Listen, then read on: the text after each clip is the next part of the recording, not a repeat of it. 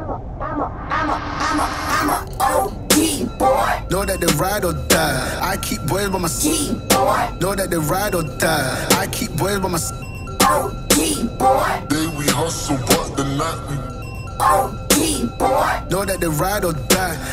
I'm a OG boy. Know that they ride or die. I keep boys by my G boy. Know that they ride or die. I keep boys by my.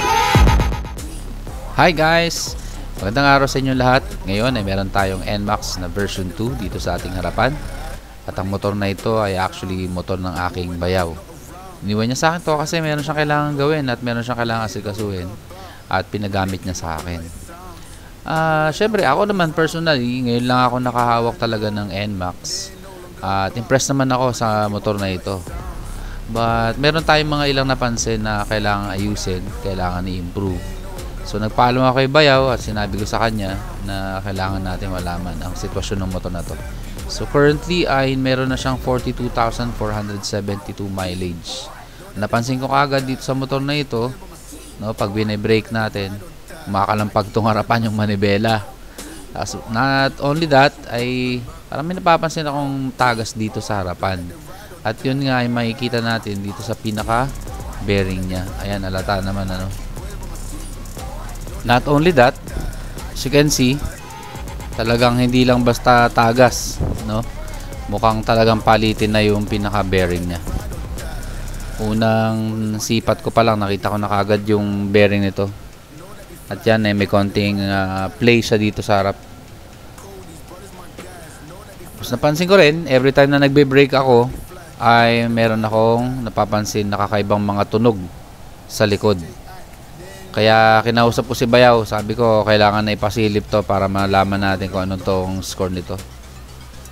Ayan, pag sinilip natin dito sa pinaka yung pinaka rotor disc ng brake, ay sobrang laki ng issue dahil hukay-hukay na po siya. Malalim na yung pagkahukay. Kaya every time nagpepreno ka, nagpo-produce siya ng kakaibang tunog. Nako, kailangan natin ipagawa to. Hindi lang sa rotor, pero napansin ko dito sa side na to. Ayan, laki ng play, oh.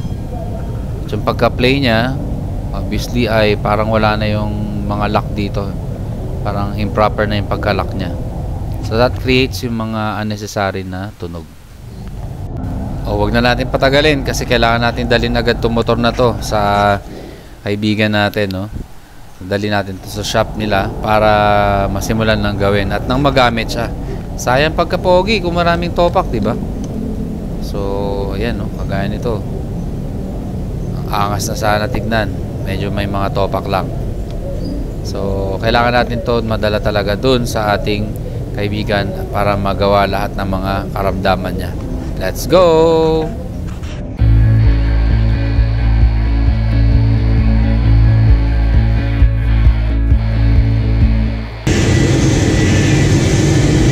Kulang-kulang mga screw. Grabe. Dito may lupa na eh.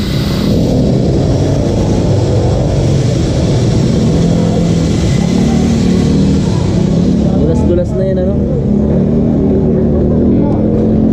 Grabe. Hindi pumapalya. Hindi naman. Pagka-start mo, ano na? Oo. Sigurado. BPMS pala mangyayari dito eh.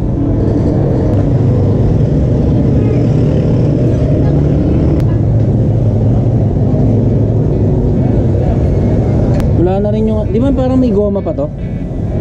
Rubber dito. Oo, may rubber. Wala na yun, no? Wala.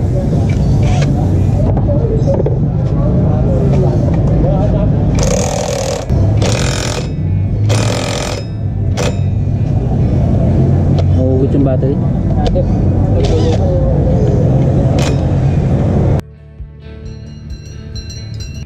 Alright, ito agad ng bumungad. Pagkabukas na pagkabukas ng ating pinakakaha. What? So yan, definitely palitin na yung pinaka bearing natin na yan. Tsaka yung loob, naliligo ng putik. Grabe, anong klaseng putik to? Parang tumigas na, parang semento. Woo! Grabe, pati dito sa likod, oh. Yung rotor disc niya, sobrang alon-alon na. At nakakatakot na talaga to. Every time i-brake mo, maririnig mo at mararamdaman mong may mali sa likod. Ayan, oh, kitang-kita naman yung mga alon niya. So kung kayong gagamit nito, I don't know kung paano nyo ililigtas sarili nyo kapag nasira ng tuluyan to, no? So yung mga ganitong sitwasyon, definitely kailangan palitan na yung mga ganyan. And that is just to make sure na wala nang magiging sira. Lalo na kung mabilis yung motor mo, kagaya nito 155cc, dapat may malakas din siyang preno. Alam nyo, itong motor na ito ay version 2 at non-ABS siya.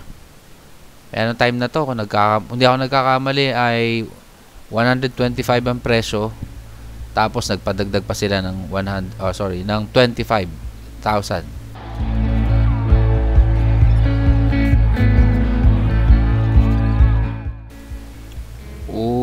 Grabe, oh. So pinahirapan to nung bearing na ito, no? Ayan, sobrang inis na. So mapapansin natin na talagang naliligo ng burak. Parang semento na nga itong nasa part na to ng ng motor. Ko alam kung saan galing tong motor na to, eh. Pagkakatanda ko lang, nagmagandang loob lang ako sa misis ko, eh. Mukhang ako pa mag-aabono. Hindi kasi may pandikit dyan, eh. Kaya merong may pandikit dyan pag kaya parang inahataw. pag stop. Kaya inahataw para mawala yung dikit. Tapos pag umiinit pa yan, oh, lalong naglalak. Ito rin, pag dikit ang dikit sa akin, nahatawin ko na yan. Nice. Parang sinuwat lang, parang isa lang, ah.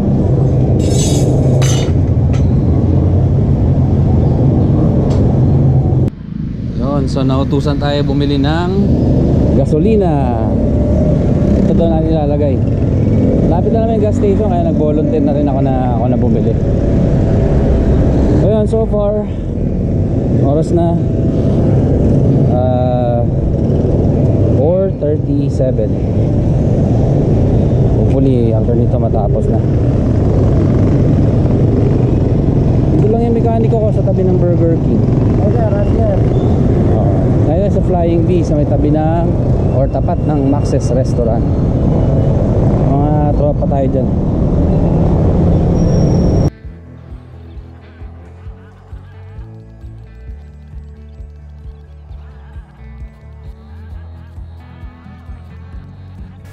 Alright, so after na malinis yung mga ilang parts, ay dito naman pinagdiskitahan namin habang sineset up yung mga ibang parts.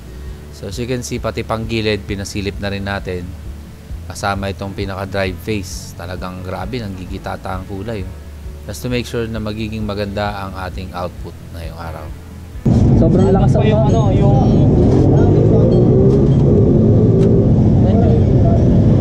angal sa atin yan. kulang na kabuti. Halaman. Pang halaman ang pwede tanim dyan. Bubuhay na dito. Parang gubat dyan, eh.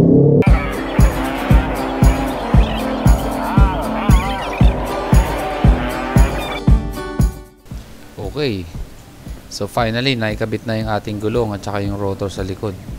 Wala nang mintis yan. Actually, ang ginamit po naming rotor ay almost kamukha ng original. Hindi ko lang alam kung yung ginamit nila dyan ay talagang legit na original. Pero isang maayos dyan is hindi na mangyayari yung kagaya dati. Lalo na kung papabayaan talaga. Yun, no? So tapos nang gawin itong ating motor. At nag-decide tayo na ipa-car wash na rin para talagang 100% yung ating motor ay nasa top condition. Huwag nyo na itanong kung magkano yung individual prices, pero gumastos ako na nasa around 5,000 nung araw na ito. One click, 5,000. Kaching! So siguradong talagang mapagastos tayo dito, no? Pero ang mahalaga ay umaandar yung ating motor at mini-maintain natin palagi sa top condition.